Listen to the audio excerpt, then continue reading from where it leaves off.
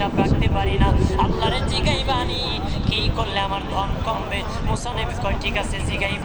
একজন বৃদ্ধার সাথে একজন মহিলার সাথে দেখা। মহিলা কয় মুসা কই যাও,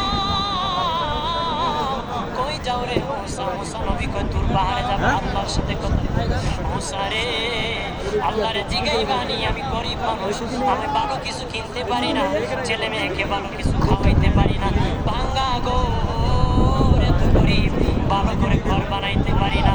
আল্লাহরে জিগাইবানি কি করলে আমার উন্নতি হবে, ধনী হবো, টাকা পয়সা হবে। আল্লাহরে জিগাইবানি।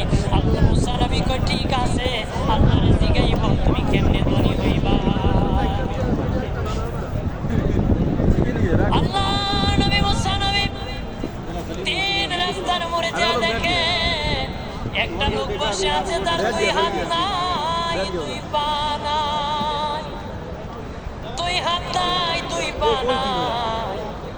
ওই লোক ডাক দিয়া কয় মুসা রে জীবনে কোনোদিন নিজে হাঁটতে পারি নাই, নিজ হাতে খেতে পারি নাই, কেউ খাওয়াইলে খাই নতুবা উপবাস থাকি, বৃষ্টি আসলে ভিজি সেখানে আমি আবার শুকাই। ও মুসা জীবনে কোনো কাজে দুনিয়ার লাগি নাই, আল্লাহরে জিগাইবানি কোন কারণে আমারে বানাইছে। আল্লাহকে জিগাই মুসা নবী কয় আল্লাহরে তোর বাহারে মুসা নবী।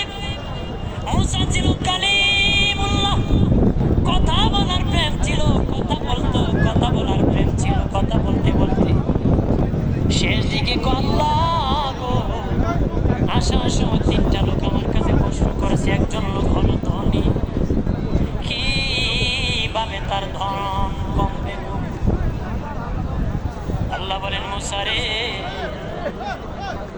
তারে জানিয়ে দাও যাকাত দেওয়া যেন বন্ধ করে দে, শুকরিয়া আদায় করা যেন বন্ধ করে দে, তাহলে